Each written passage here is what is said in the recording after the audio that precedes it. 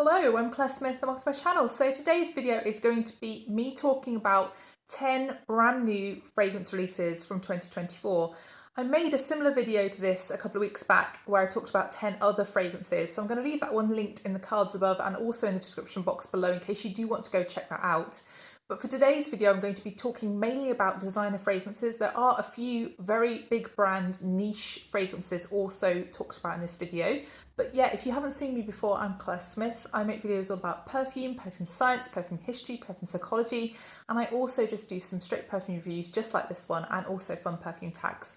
So if that kind of thing interests you, then please do consider subscribing and please also like this video if you do like this kind of content. So I'm going to start off this video by talking about the niche fragrances and then I'm going to move on to the designer fragrances later on. So the first fragrance I'm going to talk about is one from Parfums De Marly and it's called Palatine or Palatine, I actually don't know.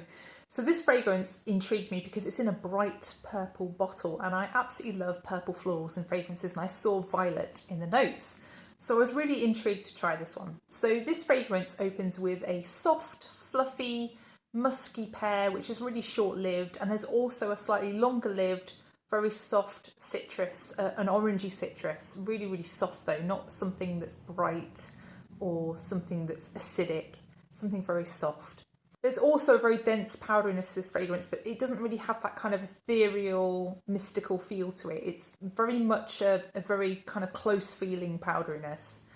And I assume the powderiness is supposed to be the violet, but it's not like a violet I've smelled anywhere else. If I think about violet in fragrances, I either think of the insolent style Palmer violet, the really sweet, the really powdery violet.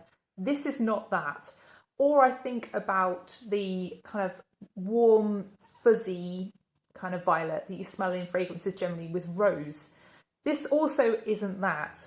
And I've never smelt this kind of thing before. And I noticed that this is listed as violet petals. But that intrigued me, whether they've used something slightly different here.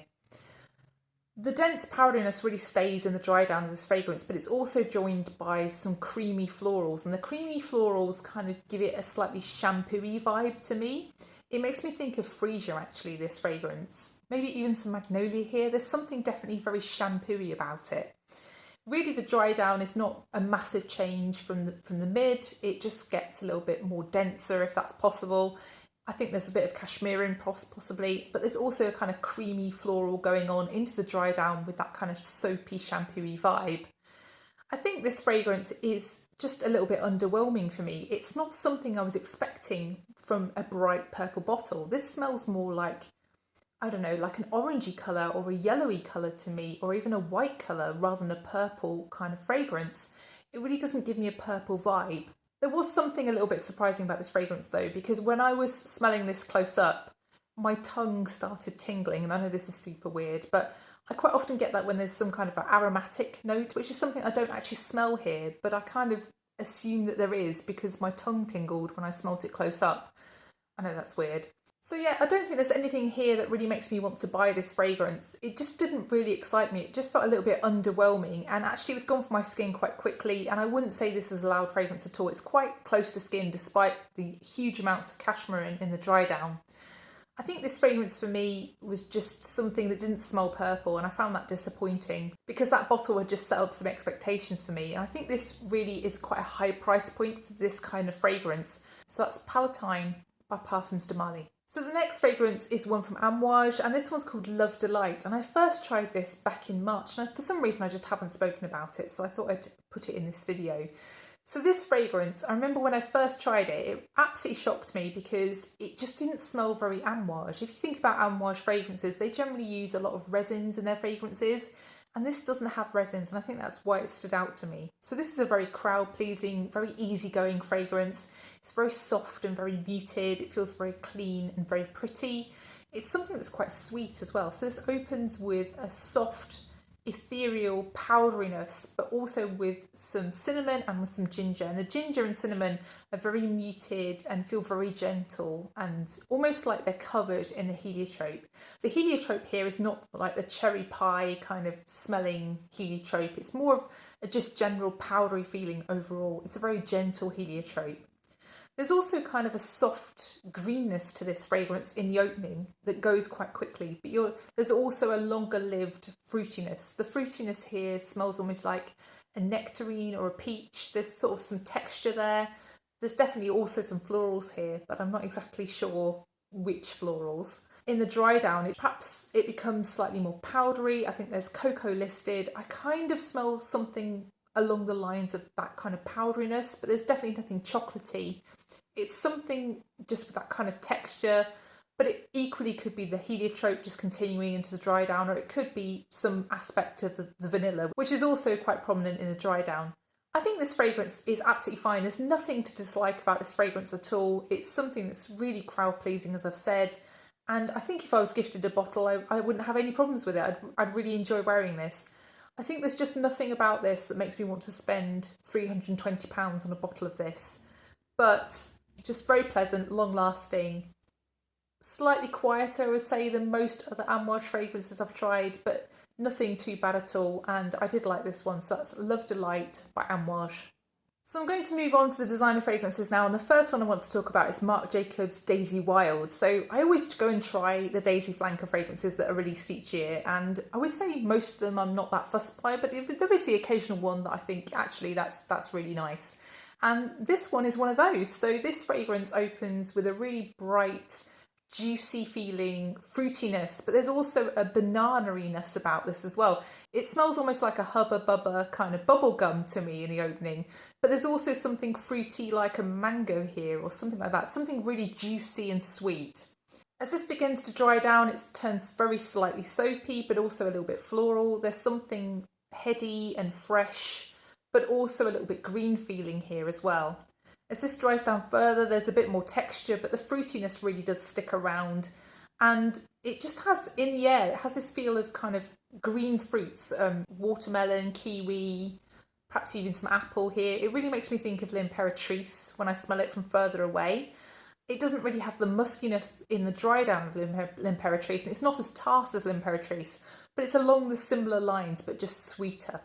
This one I just found really fun and really fruity feeling, and whilst it is a little bit sweet and a little bit champagne, it's nothing dramatic at all. It was really long lasting as well, and it did project off my skin too. I think it's a really solid release. So it's Daisy Wild by Marc Jacobs. So the next fragrance is one from Gucci, and it's called Gucci Flora Gorgeous Orchid. So I've tried a lot of the flankers from this fragrance line, and there's always been something about them. Usually it's the texture I've not really enjoyed. This one, it doesn't have that kind of grainy texture that I sometimes struggle with in fragrances. So this one's a winner for me. So this opens with a really kind of gourmand feel. It feels like a caramel covered vanilla kind of fragrance. Really sweet, but there's also kind of an ozonic freshness to this fragrance. There's something that just takes it back from the edge of being way, way too sweet. Really, as this starts to dry down, it makes me think of milk chocolate almost. It makes me think of condensed milk in tins. It's just a really overtly gourmand fragrance. There's nothing floral about this fragrance really at all. It does make me think a little bit of Divine by Jean-Paul Gaultier in the opening. I think because of the ozonic feel and because of the vanilla and the sweetness. It doesn't have that kind of watermelon aroma chemical feel that Divine has. And it definitely doesn't have that kind of almost marine saltiness that Divine has either. I find this one far more wearable, and even though it might not be as inventive as Divine, because it's more wearable, I like it more. This one on me didn't last as long as Daisy Wild, and it didn't project as much as Daisy Wild, but I didn't think this was bad at all for longevity and projection, and I can see why this one might have been popular. So that's Gucci Flora Gorgeous Orchid.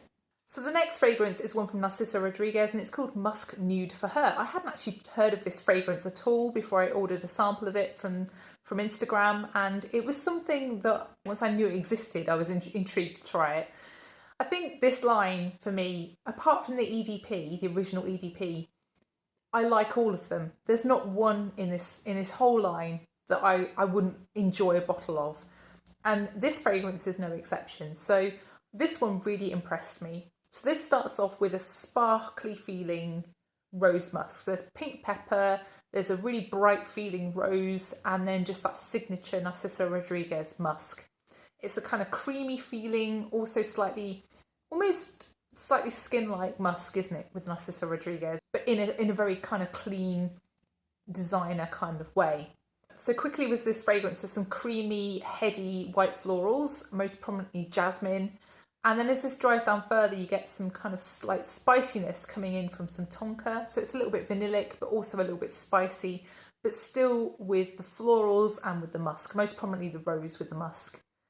Really, as this dries down into the final dry down, you get some patchouli as well. So it's really that kind of floral rose musk with some patchouli and with that spiciness from the tonka and the kind of vanillic feel from the tonka. I just thought this one was quite a simple fragrance. It's something you've probably smelt before from the rest of this line, but it's just really nice. It's just a really good fragrance. And I think if you like fragrances like Musc Noir, if you like Musc Noir Rose, if you like Narciso Poudree, because of the powdery aspects of this fragrance, because of the muskiness of this fragrance with Narciso Rodriguez musk, I think you will equally enjoy this one. I was really happy to have tried this one, and if I did see a bottle at a good price, I would pick one up in a heartbeat because I really enjoyed this fragrance.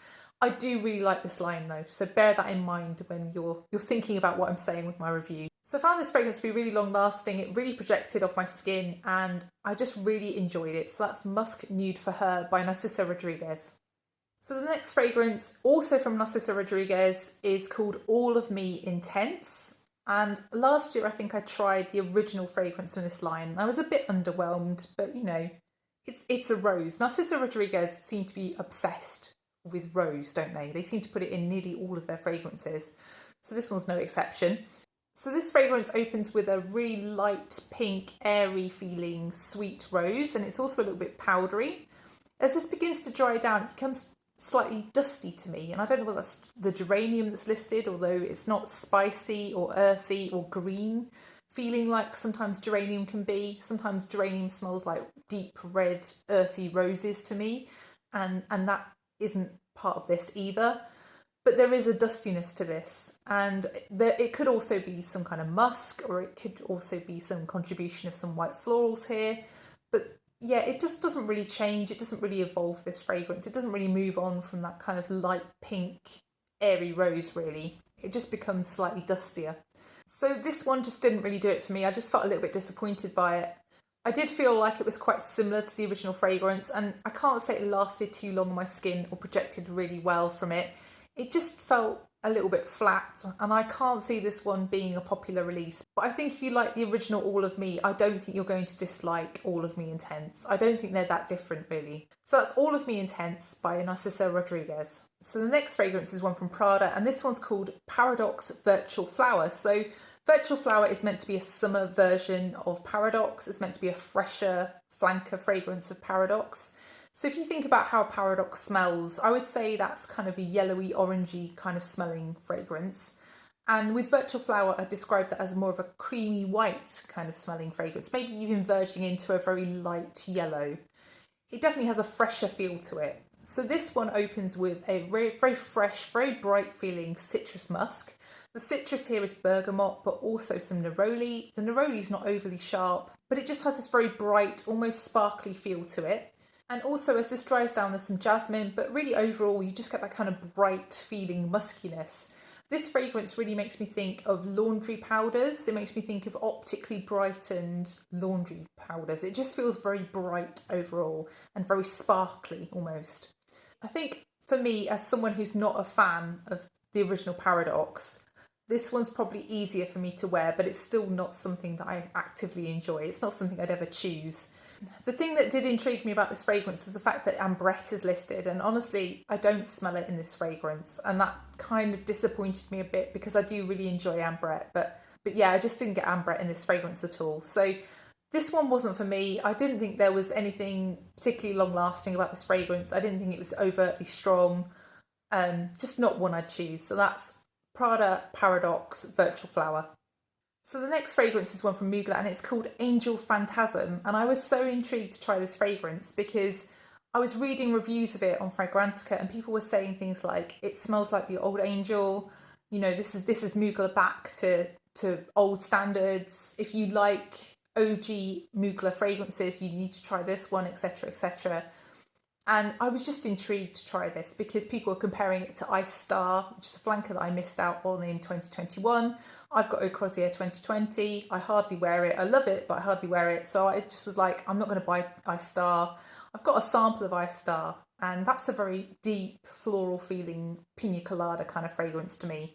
And it's very different to Fantasm, actually, from my point of view, but people were comparing them extensively. So this really is a fragrance that opens for just a few seconds with pineapple, and then after that it's pretty much gone, but you're left with a very green feeling patchouli. And my feelings on how similar the patchouli is to the OG Angel kind of vary from not at all, it smells like the more modern version of Angel, to actually I can kind of smell what other people are smelling, but I don't think it's overtly like the old version of Angel. And every time I wear this, I get a kind of slightly different reaction. The first time I wore this, I felt like it was quite plasticky, but in subsequent wears, the plastickiness has kind of dissipated, and I'm wondering whether it's just the sample vial. It's an official sample vial, but maybe that's giving this fragrance a slightly plasticky vibe.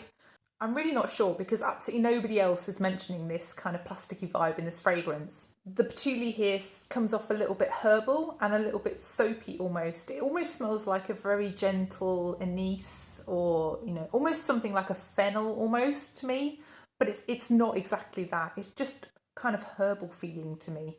The dry down to this fragrance, it smells almost like a flowery pastry, as in a pastry made with flour, not a flour that a bee goes to, a bakery kind of flour. It smells like a fresh, sweet pastry dough that's floured.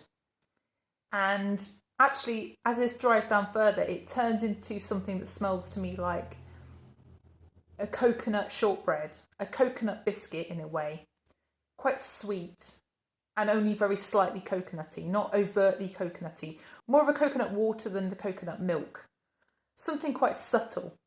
And there's also kind of a vinyl feel to this fragrance to me. It's not exactly plasticky, but there's something vinyl-like. That is something I smell close up. And actually, when I smell this fragrance from further away, I can see why people enjoy this, because it does have a very gourmand feel to it. You do get more of a coconuttiness, and you do get more of that kind of biscuity sweetness from further away. You don't get the vinyl and plastickiness that I'm smelling in the rest of the fragrance. It just is better from further away. I think the plastickiness in this fragrance actually makes me think a little bit of Agent Provocateur Fatale Intense. But with Fatale Intense, the plastickiness feels part of the fragrance. It feels like it's planned. It feels almost like a PVC dress, that fragrance. It feels like you're going out and, you know, deliberately wearing something plasticky with something fruity and something licoricey. And it's got that kind of ginger biscuit gourmand feel going on as well with that fragrance that just makes it's just a fun fragrance. I don't get that fun feeling with Angel Fantasm. I feel like it's a mistake, the plastickiness, or an error of the packaging, and that's why I can't get with that fragrance. On me though, this was sort of 3-4 hours on my skin and then it was kind of gone. It was quite a strong projector though. It was something that really did project from my arm, and I could smell it in the air. It was one of the stronger fragrances that I tried in this lot of fragrances, I guess because of the patchouli. So this one just wasn't for me, but I can see why people might like it and why people might think that it's like an older style Mugler fragrance. So that's Angel Fantasm by Mugler. So the next fragrance is one from Paco Rabanne, and it's called Million Gold for Her. So this fragrance, I didn't know anything about it until I saw a bottle in store, and then I decided to try a sample of it. So this fragrance in the opening makes me think of other Paco Rabanne fragrances. It makes me think most especially of Fame by Paco Rabanne, which I find really odd. Why would you make a fragrance that smells quite similar to one of your other fragrance lines? I don't know. Anyway, it's only the opening. So this is quite a rich floral and fruity fragrance in the opening. There's some pear and some jasmine, and that's really the pinnacle of this fragrance. That's the best bit of the fragrance for me, the opening. Sadly, that bit doesn't last very long, and as this begins to dry down, you get some ylang-ylang, you get some vanilla, and as it dries down further, when you smell close up, you get something quite harsh. It could be some ambroxan, it could be something related to ambroxan, I'm not sure. There's also some lavender, which could be adding to a little bit of soapiness in the background. But really the dry down is sweet and vanillic, but also with a growing sense of the lavender in the background. But the lavender is quite soft overall. It's nothing too extreme really. In the dry down, this is warm and it actually makes me think of lavender shortbread. It has a kind of slightly gourmand feel with the vanilla to it. I think that description of that fragrance makes it sound delicious and perhaps a little bit more than it is really. I just didn't find this one particularly exciting. I felt like it was pretty, but it didn't really go further than that. It didn't excite me. It was definitely a socks still on kind of fragrance. Didn't have any kind of lasting power issues, projected okay. Nothing too extreme either way really. It wasn't short lasting and it wasn't long lasting. Just nothing really making me excited about this one. So that's Paco Rabanne's Million Gold for her. So the next fragrance is one from Chloe and it's called the Eau de Parfum Intense. And I feel like Chloe already had an intense flanker for this line and they've probably discontinued it and relaunched it as this with slightly different notes. I really don't know, but that's what I seem to remember. I really feel like I have heard of an intense version of this line before. So this one I was really intrigued to try because I used to own, I think it was called Chloe Low from this line. It was in a bottle with a green kind of ribbon around it. And I really enjoyed that fragrance. It was a sparkly rose lemonade kind of fragrance, but with that signature greenness that goes with the rose in Chloe fragrances. So this fragrance really opens beautifully. It really makes me think that this fragrance is definitely a Chloe fragrance. It has all the signature feel of a Chloe fragrance in the opening. So apart from that, it also has some fruity raspberry and that really gives it a very distinctive and very delicious feel. So it has that fruity raspberry, it has a Turkish delight feeling, kind of Turkish rose almost. And it also has that signature Chloe slight greenness to it, that freshness that you get with Chloe fragrances. Sadly, as this dries down, the freshness really starts to go and it becomes really dense very quickly. It's a very dense powderiness, but it's not an ethereal kind of fluffy powderiness. And the fragrance initially to me feels slightly lipsticky almost. But then as this dries down further, it becomes more of a soapiness in the far dry down. But really, it's a cashmere overall. I really feel like the opening of this fragrance had me. It had me at hello, and they could have got me with this one. But it just went in a direction that I'm not loving. And I think if they'd changed the balance of the notes a little bit in this fragrance, if they'd have toned down the cashmere, made the raspberries hang around a bit longer, kept that beautiful, sweet Turkish delight kind of rose, I'd have loved this one. But as it is, there's just too much cashmere and too much density in the dry down. And this one just isn't for me. But they did send a sample of the original EDP along with this intense flanker. And I have to say, I just prefer the original EDP. And that fragrance has been out loads. It's probably been reformulated several times by now. But I just think the EDP is just so much nicer than the intense version. It's just too dense for me. So yeah, that's Chloe L'Eau de Parfum Intense. So that's the final fragrance in this video. I hope you've enjoyed it. If you have enjoyed it, then please press the like button and please also consider subscribing if you haven't done already. And please let me know, have you tried any of the fragrances in this video? Have you got any other new fragrances for 2024 that you really suggest that I go and try? I'd be really interested to hear your thoughts on that. So thank you so much for watching and I'll see you in the next one. Bye.